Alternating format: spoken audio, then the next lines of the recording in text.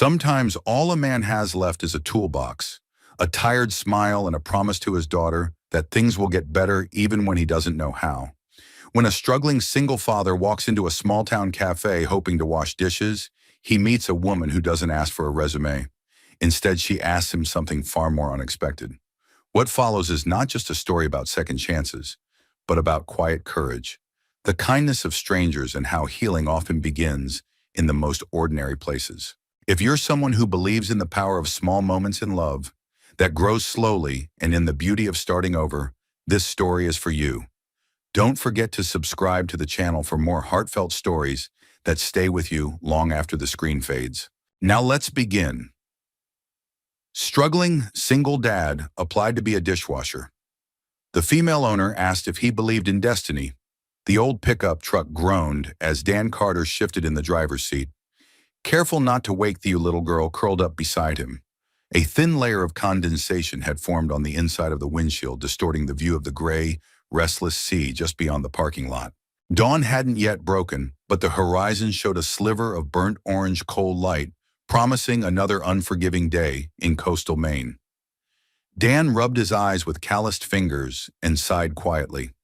His back ached from another night spent in the driver's seat, his knees stiff and his heart heavier than either. He looked down at Maggie, her breath rising and falling under the threadbare fleece blanket she clutched like a lifeline. Her cheeks were flushed pink from the cold, but she didn't stir. Thank God for small mercies. He reached for the crumpled flyer he'd stuffed in the glove box the day before.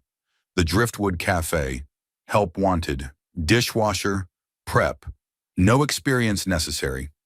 No experience. He had more than enough life experience, just none that anyone wanted anymore. Dan stepped out of the truck, careful to shut the door quietly. The icy wind off the Atlantic sliced through his flannel jacket as he crossed the nearly empty street toward the modest wooden cafe that looked like it belonged in a postcard from a time that didn't exist anymore. Warm light glowed through its frosted windows. A chalkboard sign stood just outside the front door, the cursive letters slightly smudged by sea mist.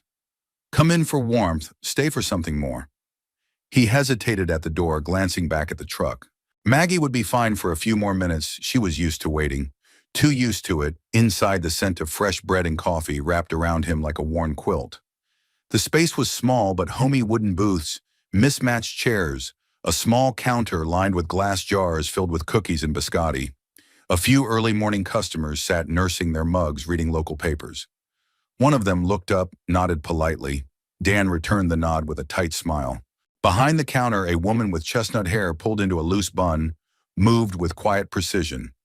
She was stirring something on the stovetop, the steam rising around her like a halo. She wore a dark green cardigan with the sleeves pushed up and a faded apron dusted with flour. Her face was younger than he expected, early 30s, maybe mid-30s, but her expression carried the calm focus of someone who'd weathered more storms than she let on. Dan cleared his throat. Excuse me, I'm here about the job. The woman turned, set down the wooden spoon and looked him over, not unkindly, but with a directness that made him straighten his shoulders. Her eyes were warm brown, sharp and steady. You the one who called yesterday, she asked. No ma'am, he said, just saw the flyer, I can start today. Right now if you need. She leaned on the counter, wiping her hands on a towel. You have any experience? Washing dishes, Dan offered a tired smile. I've been doing that my whole life in one way or another. She didn't smile back. Instead, she tilted her head slightly. Name Dan Carter. I have a daughter. She's 8. She's in the truck just across the street. We're between places right now. There was a beat of silence. Not pity, thank God, but consideration. Then she asked something unexpected. Do you believe in destiny, Mr. Carter? He blinked. Destiny? Yes, like people crossing paths for a reason. Things happening not just because they happen, but because they're meant to. You know, that kind of thing. Dan looked down at his boots, soaked from the melting snow on the cafe floor. I used to, he said after a moment. Back when I thought life had rules before it stopped making sense. She nodded slowly, fair answer. Another beat. Then she turned, grabbed an apron from a hook by the back door, and tossed it to him. Dish pits through that door. You can start by filling the sanitizer sink. Dan caught the apron midair. That's it, you're hiring me. For now, you break anything, you're buying it. Her tone was dry, but not harsh. I'm Evelyn, by the way. Evelyn Moore. Welcome to the Driftwood. He slipped the apron over his head, already moving toward the back. Thank you, he said, really. As he pushed through the swinging door, the warmth from the kitchen hit him like sunlight after a long storm. Stainless steel counters, industrial sink, a narrow prep table. Nothing fancy, but it was more than he'd had yesterday, more than he'd dared hope for. And somewhere out front, a woman who asked about destiny had just given him a chance without needing a resume or references. For the first time in months, something shifted in Dan's chest. Not a miracle, not yet, but maybe a beginning. Behind the fogged windshield of the old truck across the street, Maggie stirred beneath her blanket and sat up, yawning. She looked out the window just in time to see her father through the cafe window, scrubbing a metal tray with methodical care. She smiled sleepily and whispered, "Go, Dad." And the day began. The clang of pans and the rush of warm water became the new rhythm of Dan's mornings.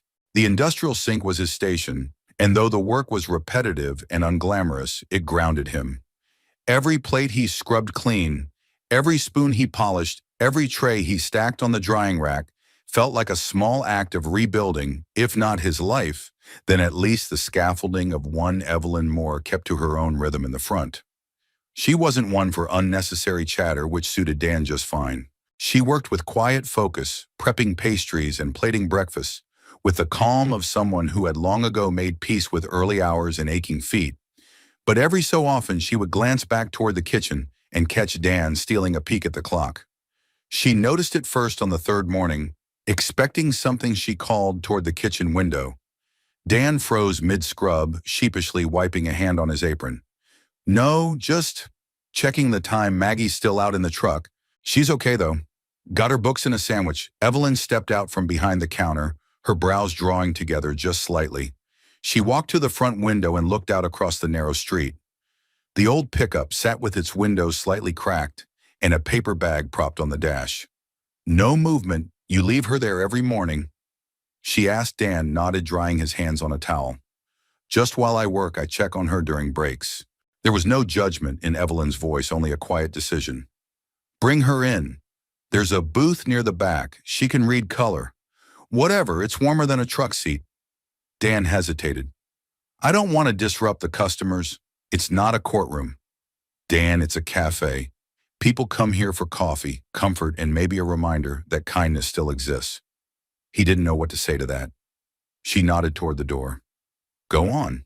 10 minutes later, Maggie was sitting at a corner booth with a hot chocolate topped with whipped cream and a sprinkle of cinnamon. Her coat was draped on the seat beside her boots, slightly muddy, a pencil in hand. She was drawing something on the back of a placemat. Evelyn leaned in, curious. "It's a cafe," Maggie explained, "but in the backyard there's a garden with fairy lights and swings, and there's a big table where people eat cake and talk about happy stuff." Evelyn smiled. "Sounds like a place I'd like to visit." "It's your cafe," Maggie said matter-of-factly. "Never looking up, I'm just improving it." Dan, still in the kitchen, watched the exchange through the pass window. Something stirred in him, not quite jealousy, not quite hope. Just the strange sensation of seeing his daughter cared for by someone who didn't have to. The following days settled into a new rhythm. Evelyn started keeping a spare mug just for Maggie, and a small container of crayons appeared next to the napkin holder in her booth. Dan worked a little harder, stood a little straighter. He started arriving 10 minutes earlier, not because Evelyn had asked, but because it felt good to be somewhere he was needed. One afternoon, after the last lunch rush had trickled away, Dan lingered in the back, wiping down counters that had already been cleaned. Evelyn sat at the counter flipping through invoices, her glasses perched low on her nose. "You ever think about doing more than dishes?" she asked without looking up. Dan paused. "Like what?" "Prep work. Maybe some light cooking." "You've got good instincts. Noticed you rearranged the walk-in for efficiency. Most dishwashers wouldn't bother." He shrugged, a faint blush rising to his neck. "Old habits used to run a garage. Didn't matter how good your tools were if you couldn't find them. Evelyn looked up. Then you ran your own shop? Yeah, for a while, back in Pennsylvania. He didn't elaborate, and she didn't press. After a moment, she said, I'm not offering a promotion. Just more hours if you want them. The weekend cook's going part-time. Dan nodded. I appreciate it. Another silence. This one more comfortable? Then Evelyn added as casually as pouring sugar into a cup. You're doing good work, Dan, and not just with the dishes. He met her eyes. Something passed between them, an unspoken acknowledgement that healing didn't always come in grand gestures. Sometimes it arrived in the form of a child's laughter drifting from a back booth or a quiet thank you exchanged in the soft lull of an afternoon. That evening after closing time, Dan walked out to the truck and found Maggie already buckled in, clutching her drawing from earlier. She handed it to him. I drew you, Daddy. He unfolded the paper. It showed a man in an apron with a big smile standing behind a counter. Next to him was a woman with a ponytail and a warm face holding a tray of cookies. Above their heads were words written in a child's careful scrawl. The Driftwood Cafe, my dad's new home.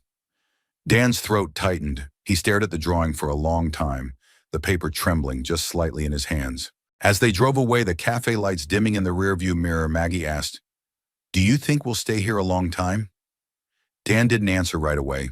He glanced at her, then back at the road. I don't know, honey, he said softly, but I hope so.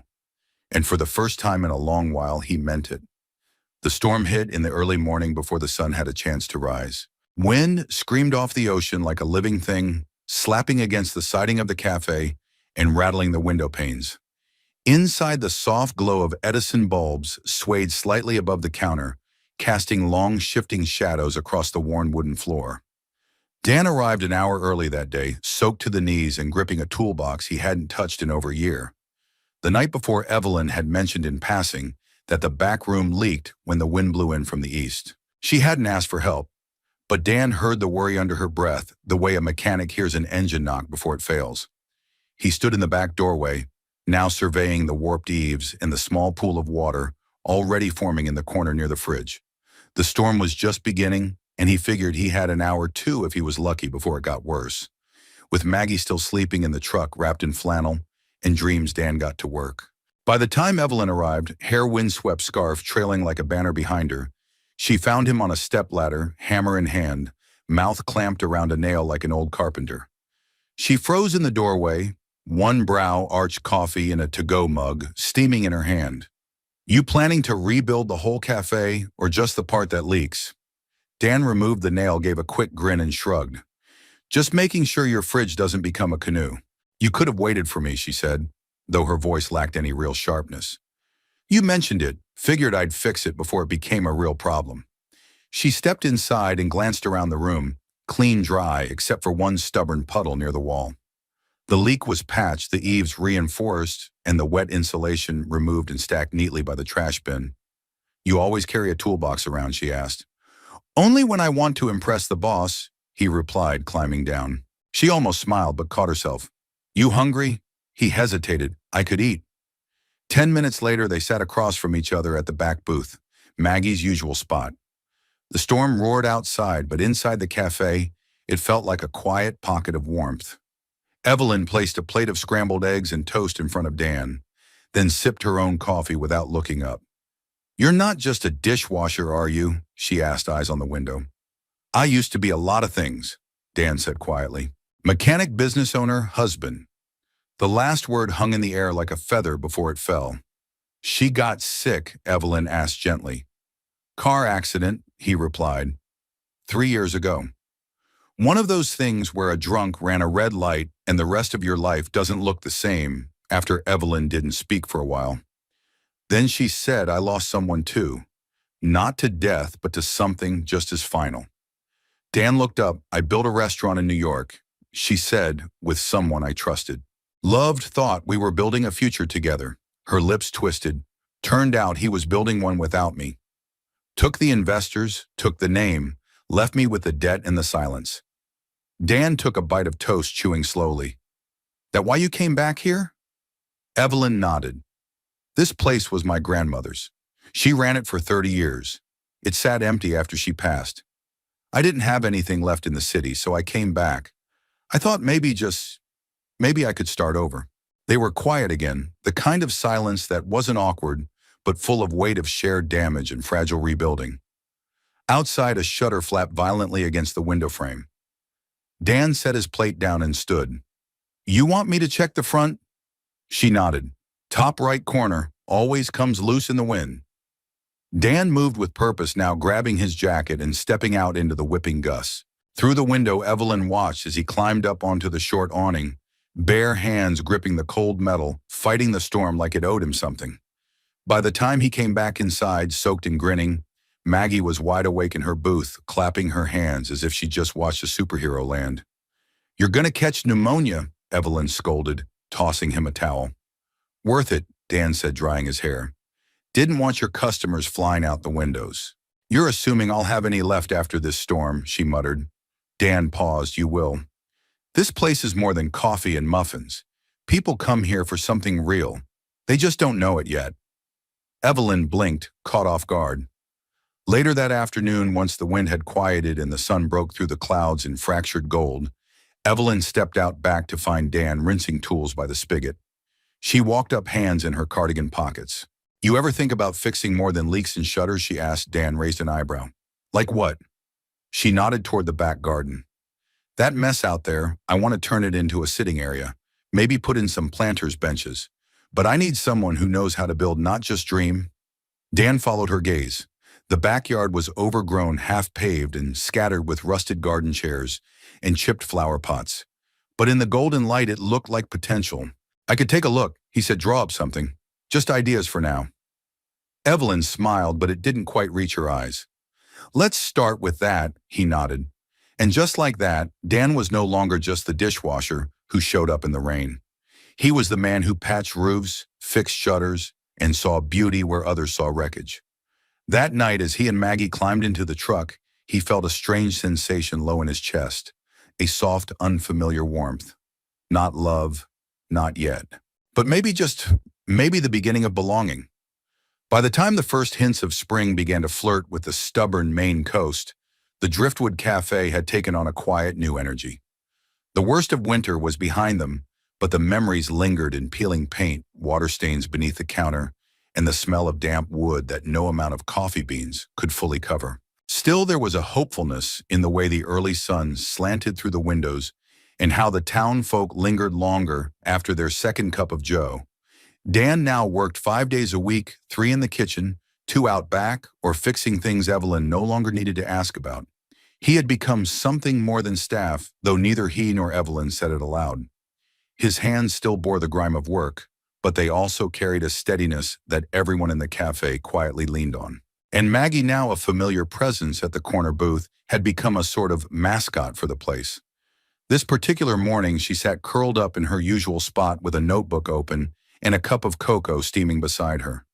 A plate of ginger cookies sat untouched, fresh out of the oven, courtesy of Evelyn, who discovered Maggie's love for anything spicy sweet. Evelyn passed by with a tray of cinnamon rolls and paused to glance at the page Maggie was scribbling on. Another drawing, she asked, smiling. No, Maggie said without looking up. It's a story. Oh, what about Maggie? Straightened proudly. It's about a girl who lives in a cafe with her dad. She draws pictures during the day, and at night the pictures come to life and dance on the walls. Evelyn chuckled, softly charmed. Sounds magical, it is, but she keeps it a secret because if people knew they might stop coming. That last line caught Evelyn by surprise. She crouched down beside the booth, her smile fading into something more tender. Why would they stop coming, sweetie? Maggie shrugged. People get scared of things they don't understand. Evelyn blinked at that. The girl was 8, but sometimes it was like she'd lived 2 lifetimes already. Dan emerged from the kitchen just then, wiping his hands on a towel. Mag's giving away the plot already, he asked. She's writing stories now? Evelyn said, standing. Of course she is. Dan gave his daughter a wink. She's got more imagination than the rest of us, combined. Maggie beamed. A few minutes later, with the morning rush winding down, Dan approached Evelyn as she restocked the display case with lemon bars and almond biscotti. Hey, he said, clearing his throat. I was wondering, I found a couple of old garden benches behind the shed. They're busted up, but I could probably sand them down, repaint them. Would make for decent seating out back. Evelyn glanced up. I thought we were still in the idea phase. Dan shrugged. Thought I'd move the ideas along. She gave a soft smile. Go for it. There was a pause, comfortable in its familiarity. Then Evelyn added, Dan, you know you're doing more than fixing wooden pipes around here, right? He looked at her, unsure how to respond. You're building something, she continued. Not just for me, for her, for yourself. Dan let the words settle before nodding. It feels good, he admitted. Like I've stopped holding my breath for the first time in a long while. That afternoon, after the cafe closed early for a supply run, Maggie lingered behind. Evelyn offered to watch her for an hour while Dan ran to the hardware store. The girl was quiet at first, flipping through a book as Evelyn took inventory behind the counter. Eventually, Maggie wandered over and tugged gently at Evelyn's sleeve. Can I ask you something? Of course, Maggie hesitated. Do you miss your mom? Evelyn's hand froze over a clipboard. Mine died when I was really little, Maggie said quickly as if to soften the blow. I don't remember her much, but sometimes I think my dad misses her so hard, he forgets to say it. Evelyn sat on the nearest stool. I didn't lose my mom the way you did, but I do miss her. Every day, especially in here. She used to sit in the window seat with a crossword and scold me for using too much nutmeg. Maggie smiled. You do use a lot of nutmeg. Exactly, Evelyn said, smiling back. Maybe it's my way of keeping her around. Maggie climbed onto the stool beside her. I think when you love someone, they're always kind of here. Even when they're gone, Evelyn reached for the girl's hand and held it gently. You're a wise little soul. Maggie Carter. The bell above the door jingled and Dan stepped in, holding a bag of garden tools and a roll of wire fencing. He paused at the sight of his daughter sitting beside Evelyn. Both of them bathed in the soft golden hue of the afternoon light, their hands still loosely clasped. He didn't say anything at first, just set the bag down and watched. There was something fragile and beautiful about that moment, something he didn't want to disturb. Later that night, after they'd parked the truck by the beach and Maggie had fallen asleep in the back under her quilt, Dan stayed up a little longer, sketching on a notepad Evelyn had given him. He drew out plans for the garden seating area, but his mind wasn't entirely on measurements or wood grain. He kept thinking about the way Evelyn had looked at Maggie, the way she'd spoken to her, not like a stand-in for her mother, not like a customer's kid, but like someone who truly mattered, someone she saw. The wind had died down and the stars blinked overhead, faint but insistent. Dan leaned back in the driver's seat, exhaled and looked toward the cafe down the road, its lights long since dimmed. There were still things he didn't know how to name, feelings he wasn't ready to untangle. But the ache in his chest was beginning to feel less like grief and more like something growing. He closed his notebook and whispered almost to himself, maybe we're not so lost after all. The week started with promise, brighter mornings, stronger coffee, and customers who lingered a little longer at the window tables Dan had finally finished sanding and painting two of the benches from the overgrown lot behind the cafe, and Maggie had begun decorating laminated table signs with hand-drawn flowers and cartoon muffins. Evelyn, though still guarded in her usual calm, had been humming under her breath during morning prep. A small sign of joy, almost imperceptible unless you were watching closely. Dan noticed the Driftwood Cafe felt alive again. But by Thursday, the spell broke. It started with Evelyn standing motionless behind the counter, her brows furrowed as she scrolled through her phone. Dan had just come in through the back with a bucket of garden tools when he spotted her. He was about to call out, but something in her posture made him pause. The stillness, the tension in her jaw. She turned the screen toward him, a glowing red badge on the cafe's online review profile. 1 star, Dan read the accompanying review aloud. Overpriced for what it is. Staff is inattentive. Found a hair in my scone. Won't be coming back. He glanced up. That's not true. Evelyn didn't respond. Her lips were pressed in a tight line, and her shoulders had gone rigid. He stepped closer. Who was it? Do you recognize the name? She shook her head. Just a first name and a blurry profile photo, could be anyone. But that doesn't matter, people see the stars. Not the details. Dan hated how calm her voice sounded. It was the kind of calm that came just before something cracked. Later that morning, the usual Thursday crowd thinned. The couple from the bookstore down the road didn't show. The three older ladies who played dominoes at the back booth didn't show. Even the young woman who worked across the street and always came in for a chai latte and Wi-Fi sat outside in her car for a few minutes before pulling away. By noon, the cafe was nearly empty. Evelyn didn't say anything. She kept moving, wiping counters that didn't need cleaning, rechecking inventory, restacking muffins and trays no one was touching. Dan tried to keep the energy up, making light jokes with Maggie tidying the garden seating area, even offering to run a lunch delivery to the hardware store. But the air was different now. Stagnant, disappointed. It was mid-afternoon when the final blow landed. "I need to show you something," Dan said quietly. Joining Evelyn at the prep counter, he held out the cafe's weekly expense report. Numbers highlighted, receipts clipped. "We've got 2 weeks before we hit the red," he said gently. "3 if we cut back on supplies." Evelyn didn't look at the paper. She stared at the sugar canister, unmoving. "I can loan some hours back." Dan offered. "I can pick up part-time work elsewhere. Maybe the gas station off Route 9. We'll get through this." Still she didn't speak. Then suddenly she turned and walked briskly toward the office door at the back of the cafe, disappearing inside. The door clicked shut behind her. Dan waited. A minute. 2. Then he heard it, the unmistakable sound of a quiet sob, muffled by a hand, or maybe a sleeve. It wasn't loud, but it was sharp, raw. The kind of sob someone releases only when the weight has become too much. He stood there for a moment, frozen. This was her sanctuary, her escape from a past that had stolen everything. And now here it was again, taking from her, with the cruelty of anonymity and algorithms. He knocked softly on the door. No answer. He opened it anyway. Evelyn was sitting on the floor beside the filing cabinet, legs pulled to her chest, forehead resting on her knees. When she looked up, her face was red, eyes glassy but dry. "I'm sorry," she said hoarsely. "I didn't mean for you to hear that." Dan didn't say anything right away. He sat down across from her on the floor, legs, outstretched arms resting on his knees. "I used to have days like this," he said after a while. "Back at my garage, days where no one came in. Or worse, when someone did come in just to scream at me for something I didn't do." She looked at him skeptical. "I'd sit in the back room with the lights off and convince myself I was a fraud, that I'd fooled everyone into thinking I was worth something." He paused, but then Maggie would come in wearing one of those ridiculous plastic tiara, holding a peanut butter sandwich, and say, "Daddy, can we fix stuff today?" And I'd remember someone still believed in me. Evelyn's face softened just slightly.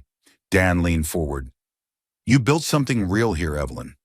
Not just a business, a community, the regulars, the kids who color at the booths, the truckers who call ahead for pie slices, that can't be undone by one bad review.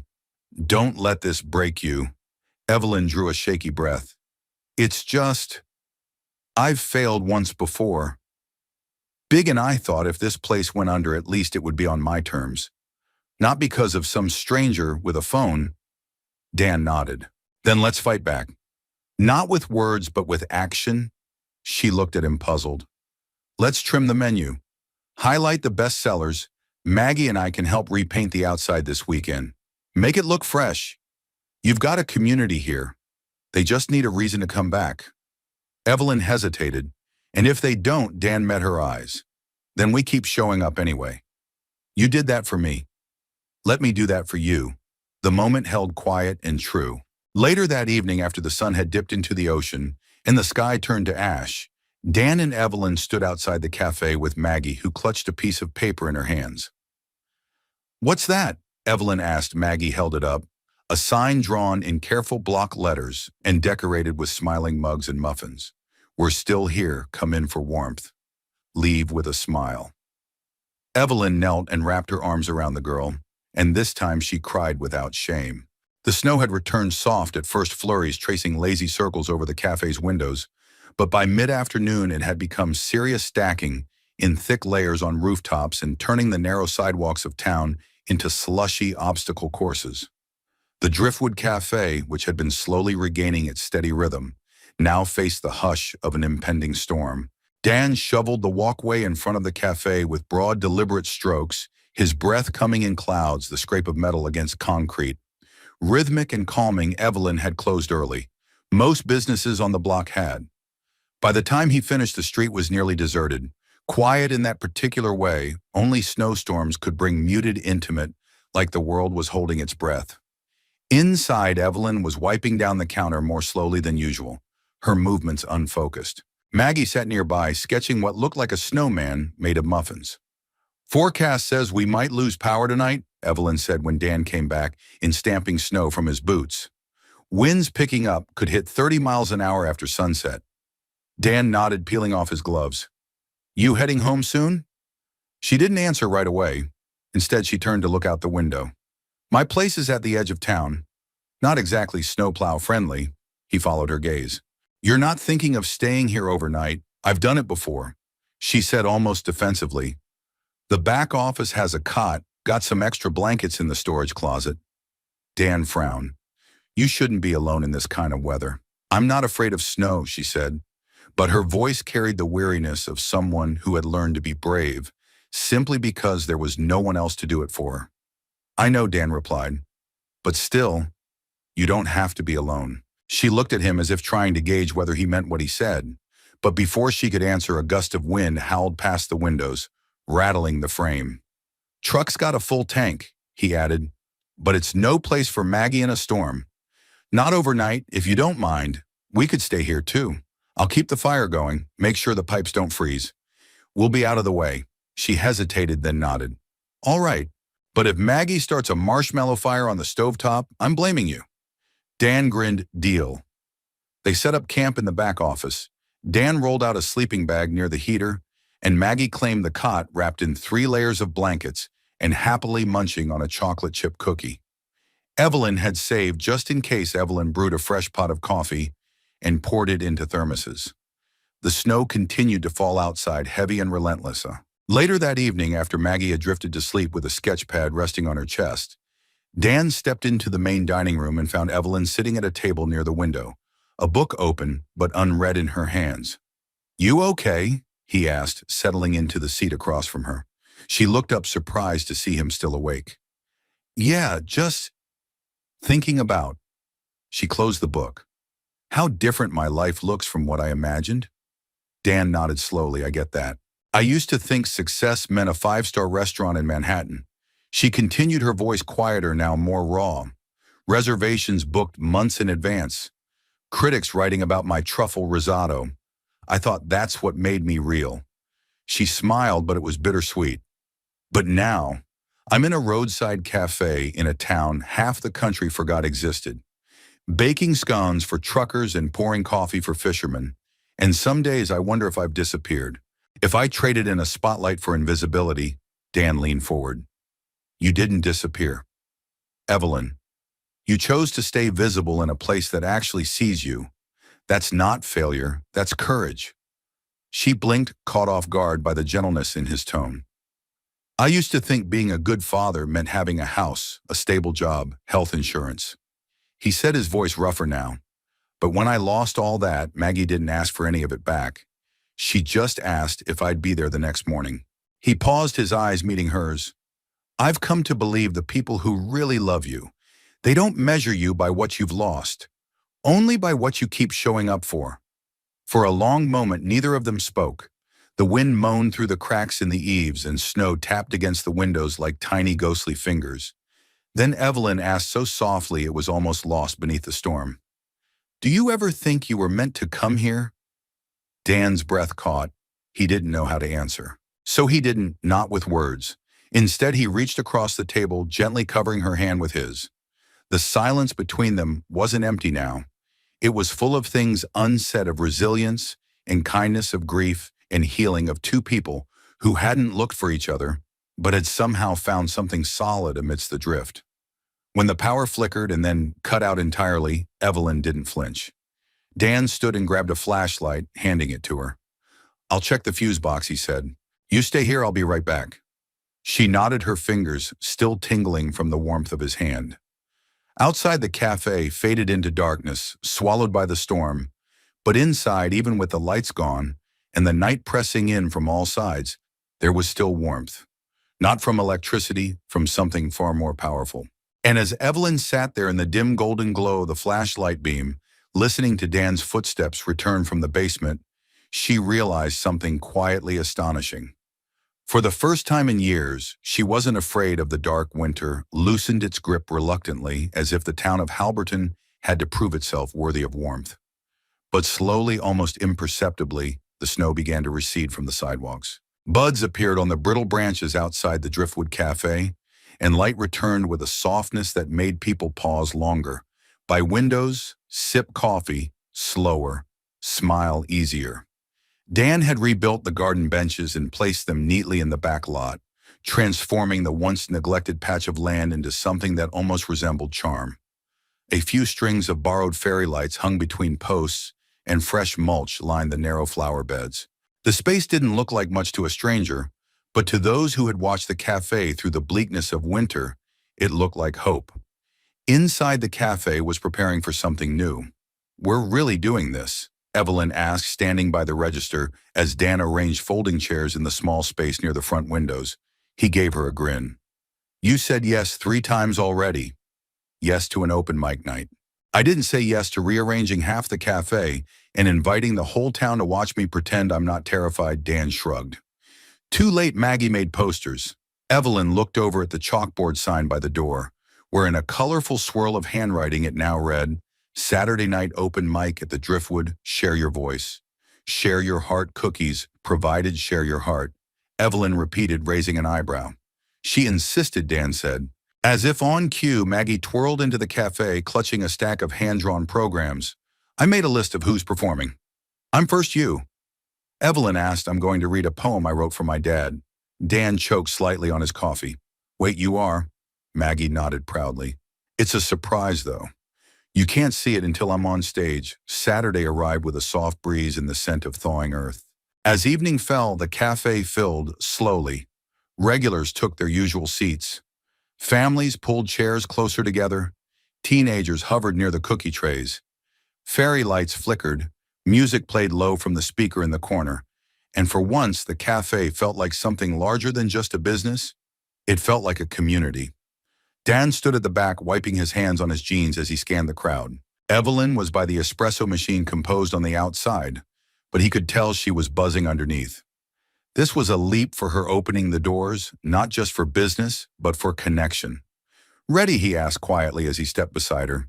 "Not even a little good." "That means you care." She exhaled, gave him a glance that was half annoyance, half gratitude. "Go sit, it's starting." Maggie was first. She stood on a small platform with her sneakers barely reaching the edge and clutched her notebook like it held her whole soul. The room hushed. "My poem," she said, her voice steady but soft, "is called The Man Who Never Quit." Dan leaned forward instinctively. Maggie began to read, each word clear and full of unguarded truth. "He fixes more than broken things, like wobbly chairs and garden swings. He fixes days that feel too long, with quiet work and being strong." A few in the audience exchanged gentle smiles. "He holds me close when nights are cold, tells stories I've already told. He makes me laugh when I feel small. He's the bravest man of all." Dan felt his throat tighten. "He doesn't wear a hero's cape or have a fancy house or lake. But he's my home, my solid ground. The best dad that I've ever found." The room was completely still. Maggie closed her notebook. "Thank you." Thunderous applause followed. Not just polite, but real moved. Maggie ran into Dan's arms as soon as she stepped down, and he lifted her, easily pressing a kiss to her hair. "I love you, kiddo," he whispered, eyes wet. "I know," she whispered back. Evelyn stepped onto the stage next, a little stiff, a little flushed. She cleared her throat. "I don't have a poem," she began, "but I do have a few things to say." The room quieted again. "When I reopened this cafe, I told myself I was doing it for the business, to pay off debts, to reclaim something I lost. But over the past few months, I've realized it's more than that." Her voice trembled slightly, but she held firm. "It's become a place where people come to feel seen, where kids draw on placemats, where cookies fix heartbreaks, where strangers leave a little less alone than they arrived." She looked at Dan then, "And I didn't build that alone." Dan met her eyes, something unspoken passing between them, a shared acknowledgement of what they'd both been through to stand here now. After the applause, music resumed. People mingled and laughter returned to the walls. Dan stepped outside for some air, only to find Evelyn joining him moments later. "You did good in there," he said. "You mean I didn't faint?" "That too." They stood side by side, the night quiet but full. The garden lights behind them glowed. The breeze smelled of earth and early blossoms. Evelyn turned to him, voice lower now. "You know, I used to think if I ever fell for someone again, it'd be fast, fireworks, chaos, something out of a movie. And now I think it might feel like this, slow, steady. A man fixing shutters in a snowstorm, teaching his daughter how to plant tulips. Showing up when no one asked." Dan's voice was quiet. "That sounds a lot like love." Evelyn didn't reply. She didn't need to. Instead, she reached for his hand, and he took it, no hesitation. In the distance inside the warm walls of the cafe, Maggie laughed. And just like that spring truly began, May arrived with a false promise of peace. For weeks, the weather had held steady sunlight, thick with golden warmth. The garden benches behind the Driftwood Cafe finally hosting quiet conversations over pie and lemonade. Dan had even planted a line of daffodils along the back fence with Maggie, each bloom standing like a little soldier announcing spring's full arrival. But as with most things that seemed too steady, the change came fast. It started with a sharp shift in the wind on a Wednesday afternoon. Dan noticed it first stepping outside to bring in the chalkboard sign, when the breeze tugged at it with more force than usual. The sky had gone from robin's egg blue to a flat steel gray in under an hour. Weather warnings crackled over the radio. Evelyn turned up the volume behind the counter, frowning as she listened. "Severe thunderstorm watch," she said almost to herself. 50-mile-an-hour gusts. Possible hail. Dan leaned against the counter. "You want to close early?" Evelyn hesitated. "We've got a dinner crowd tonight, someone's retirement party. They've already set up the back table." Dan glanced toward the rear of the cafe. Balloons, a homemade banner, and 3 generations of one family had just begun gathering. He nodded. "All right, we'll watch it. I'll secure the benches and the back door." As the evening wore on, the wind escalated. It howled like something feral around the corners of the building, slamming against the windows in angry bursts. The party carried on, though more subdued than planned. Cake slices passed a little quicker. Conversations lowered beneath the distant rumble of approaching thunder. Dan checked the roofline 3 times, climbed onto the porch to tighten down the awning, and moved Evelyn's herb planters inside. He double-bolted the back entrance.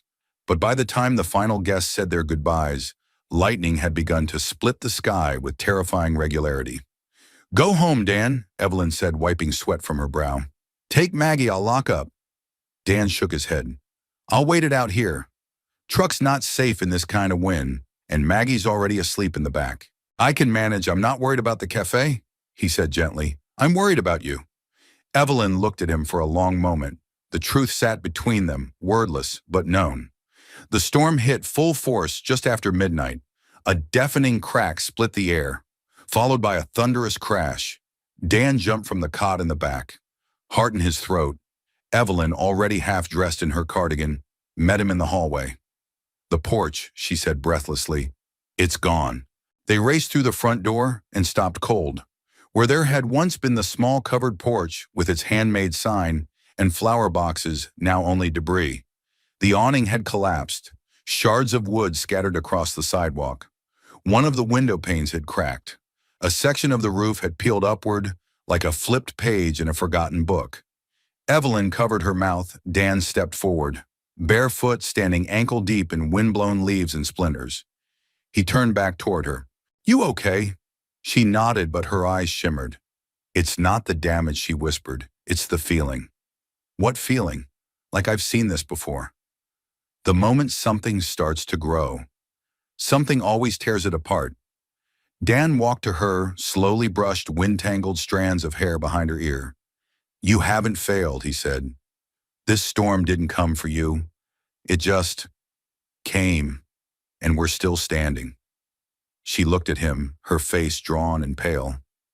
"You said, 'we,'" she murmured. Dan gave a tired smile. "We rebuilt the garden, we fixed the roof, we made it through winter. So yeah, we a beat past." And then she collapsed against him, not from weakness, but from relief. from the weight of too many years holding everything up on her own. Dan wrapped his arms around her, steady and warm, grounding her like an anchor in wind-tossed seas. By dawn, the wind had stilled. The world outside was sodden and broken in places, but calm. Maggie helped collect the scattered flower boxes, carrying them one by one to the back. Dan assessed the structural damage while Evelyn called the insurance adjuster. Word spread quickly. By mid-morning, townsfolk began arriving with toolboxes, nails boards. The bookstore owner brought a thermos of hot cider. Two brothers from the hardware store offered extra shingles. A retired contractor Evelyn had served every Thursday brought a saw and a truckload of good intentions. No one asked questions. No one asked for payment. They just showed up. Dan stood back and watched as strangers became a crew, then a community. Evelyn moved among them like a conductor, grateful, directing, stunned by the generosity.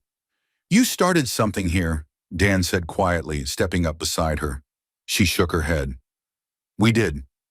That night the porch was still gone, but its foundation was solid again. The windows were boarded temporarily, the lights inside flickering with candle glow and backup battery packs. The cafe stayed open, if only for tea and quiet conversation. Dan sat at the corner booth, sipping from a chipped mug, watching Maggie draw a new picture of the driftwood, this time with stronger walls, brighter skies. Evelyn approached him, weary but smiling. "I'm tired," she admitted. "You've earned it." She tilted her head. "Why do you stay, Dan? You never ask for anything. You fix, you build, you show up. But you never ask." Dan looked into his mug, then at her. "Because somewhere along the way he said this became home. And I don't walk away from home, not anymore." Evelyn didn't reply. She just reached for his hand and held it. The new porch went up in 2 days flat. By the end of the week it was better than before, sturdier, wider, built from donated lumber and neighborly goodwill. Dan added personal touches: a carved wooden beam salvaged from an old barn planter, boxes Maggie painted with wild, uneven daisies, and a wind chime Evelyn had tucked away since her grandmother passed. She said she hadn't had a reason to hang it until now. "It sounds like hope," Maggie said when it rang for the first time. By Friday, the Driftwood Cafe wasn't just back in business, it was blooming.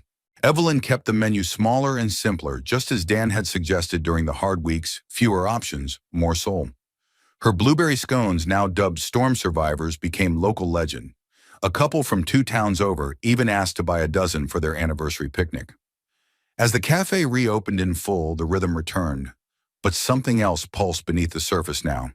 Something unspoken between Dan and Evelyn. A tension both tender and charged. Their conversations had grown longer. Glances lingered.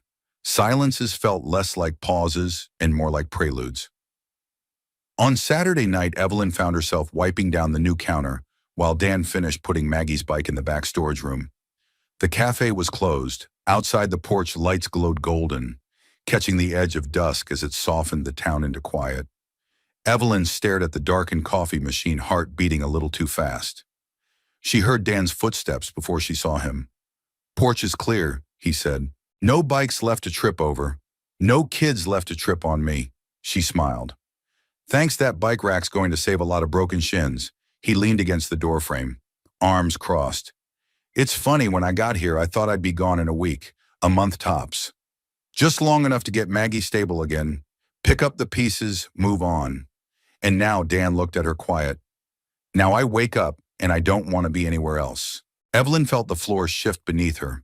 Not literally, but emotionally, the way things do when someone says what you've been too careful to admit out loud. "Sometimes I walk through the cafe before it opens," she said softly. "I touch the tables, straighten the salt shakers. It sounds silly, but it makes me feel like I still have a say in the day. Like the mess of life can't touch me here." "It's not silly," Dan said. "It's brave." They stood like that for a while, still grounded. The air between them filled with years of pain they didn't need to explain, and the strange blooming safety of this fragile new bond. Evelyn broke the silence with a laugh. "Maggie told me today I should just kiss you already." Dan chuckled. "She's not subtle, she's also 8 wise beyond her years," he murmured. Another pause, then Evelyn took a step forward. The space between them disappeared in a breath. Dan didn't move. He didn't need to.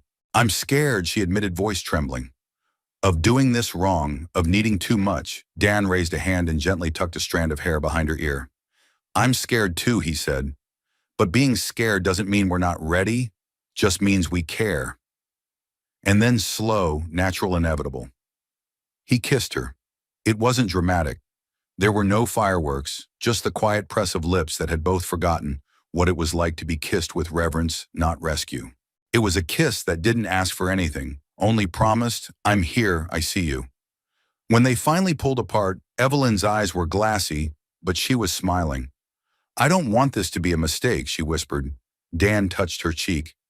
Then let's make it real. One day at a time.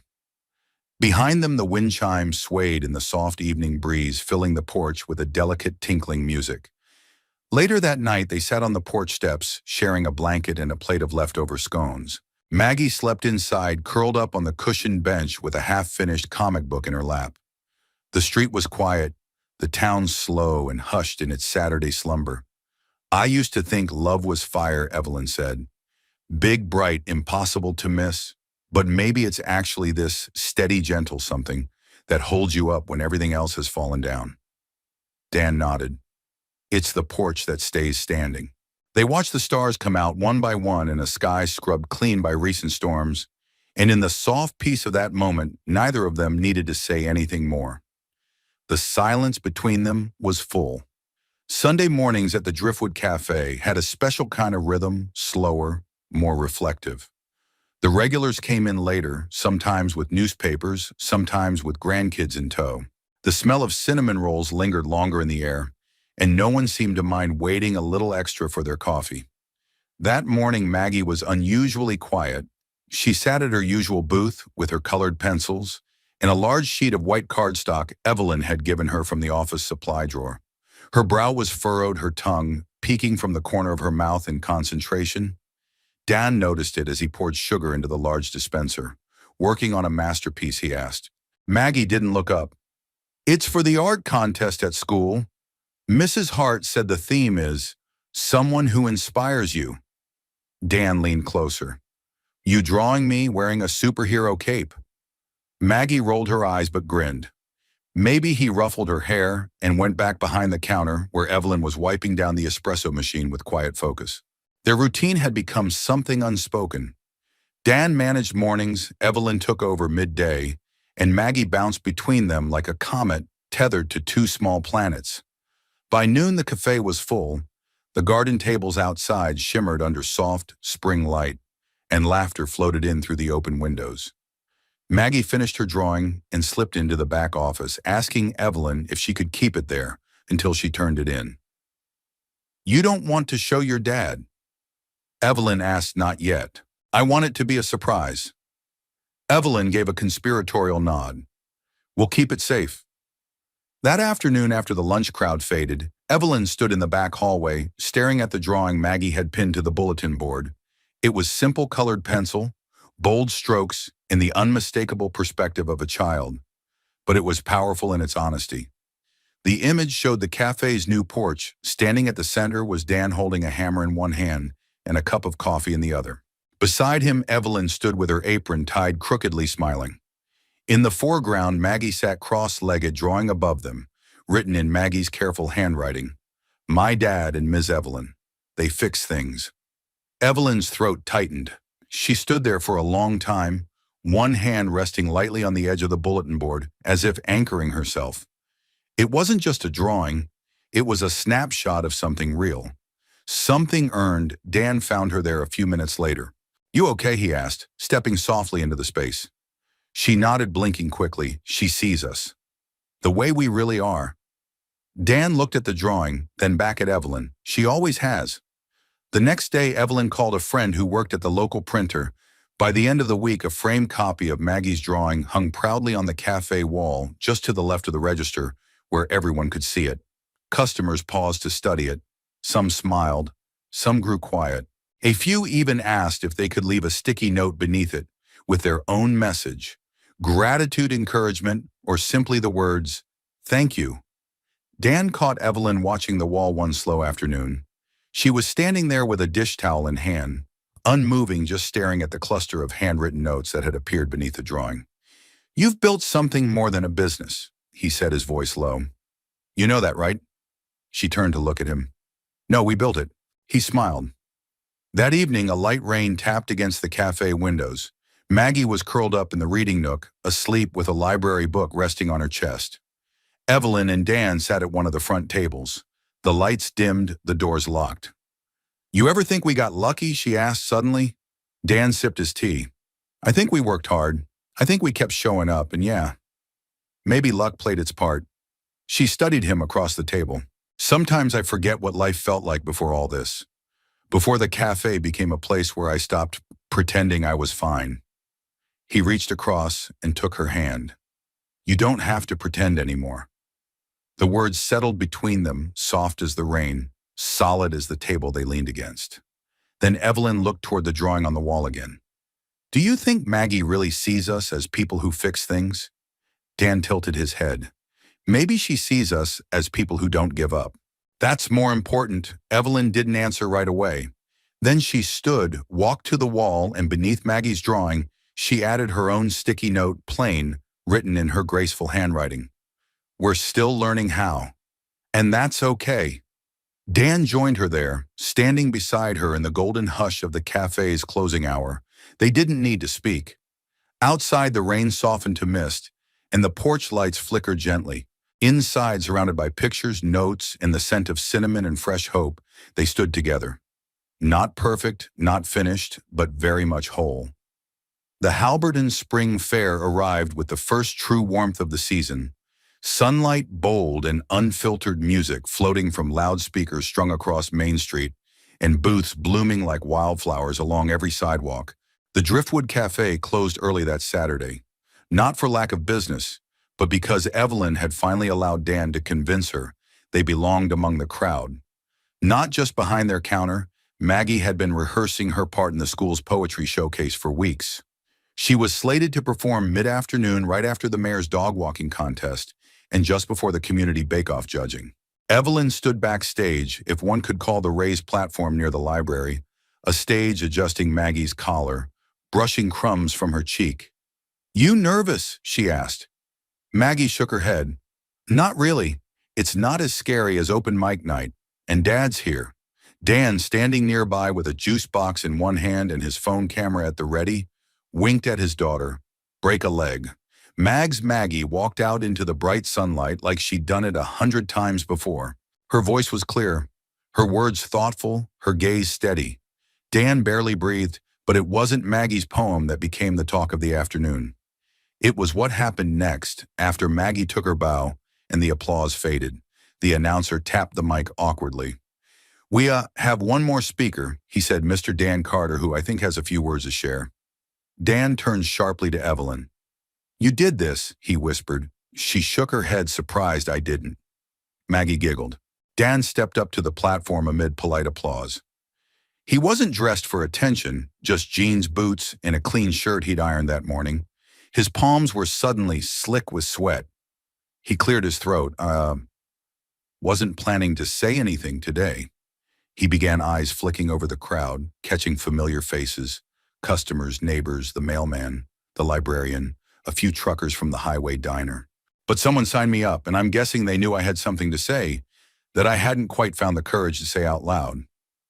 A murmur of laughter rippled through the crowd. He looked toward the back where Evelyn stood frozen, her hand resting over her heart. I came to Halberton a few months ago with nothing but a daughter, a truck that stalled every other day, and a toolbox I hadn't touched since my life fell apart. The crowd grew still. I didn't come here looking for a new beginning. I came looking for a place to survive. But then something happened. I walked into a cafe, and a woman asked me if I believed in destiny.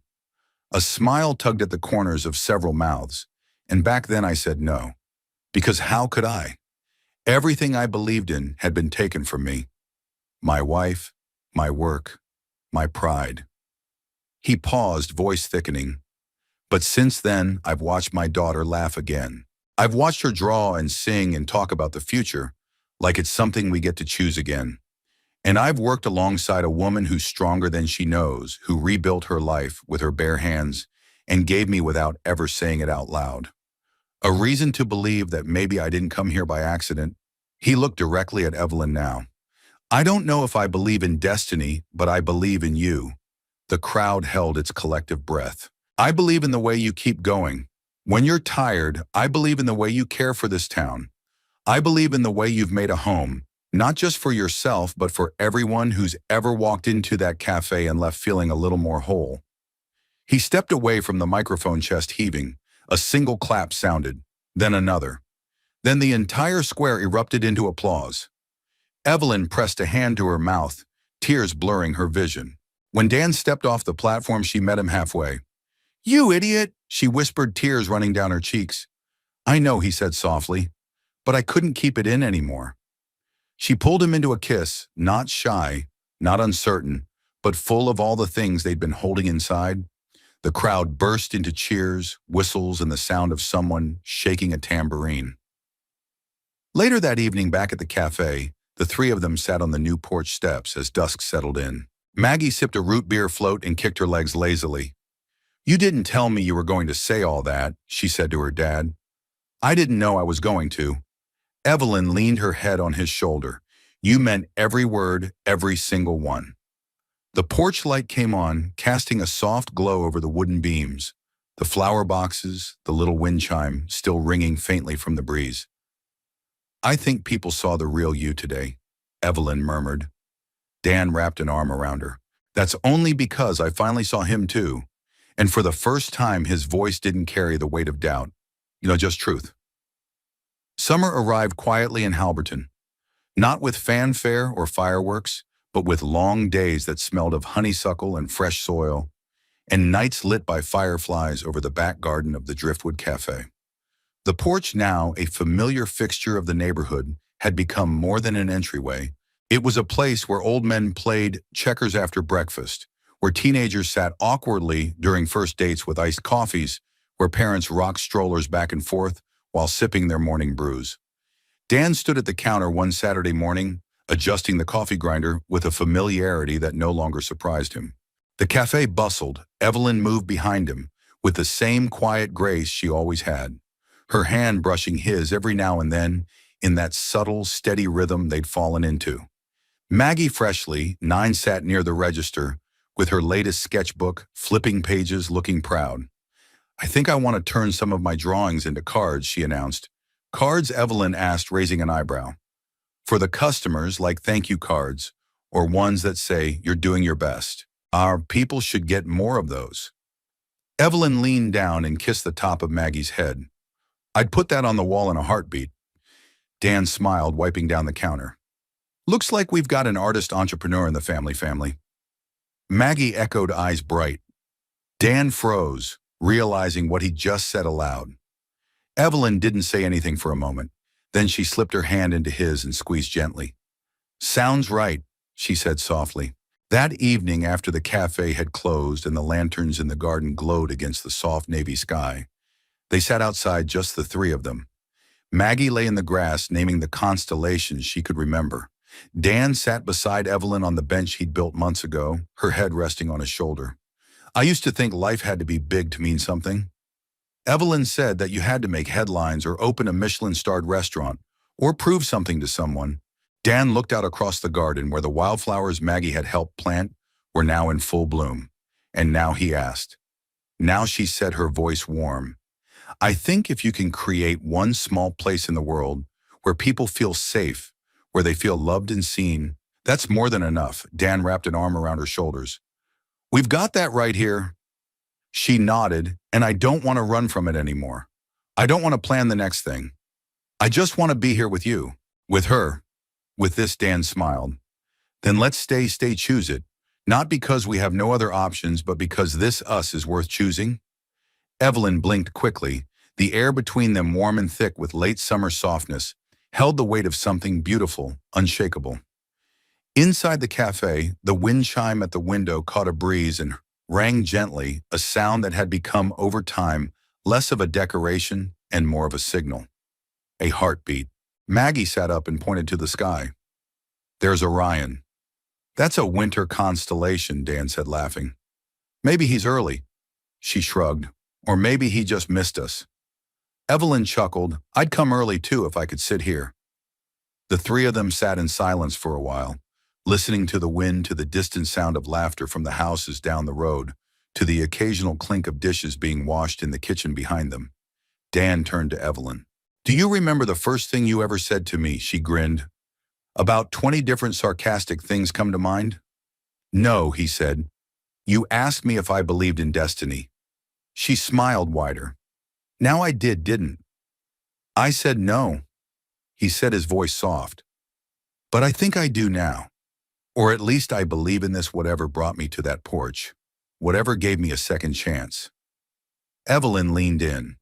"Maybe it wasn't destiny. Maybe it was just kindness. Meeting, readiness. A broken heart finding another," Dan nodded. "Whatever it was, I'm not letting go of it." They kissed, then not the cautious, breathless kiss of beginnings, but the kind of kiss that felt like home, rooted certain, a seal on something sacred. Maggie sighed dramatically. "You guys are cute, but also very cheesy." They both laughed, pulling her into a hug between them. And beneath the soft lights of the porch, under a sky not quite dark, not quite full, a small cafe in a forgotten town held three people who had once lost everything and found in each other something quietly miraculous. Not a fairy tale, but a life chosen, shared, enduring, and enough. Where in the world are you watching from? We'd love to hear from you. Drop a comment below and let us know your city or country. It always warms our hearts to see how far these stories travel. If this story touched you, make sure to subscribe to the channel so you never miss another tale of hope, healing, and unexpected connection. Your support means more than words can say. Thank you for spending your time with us. Until next time, stay kind, stay hopeful, and take care.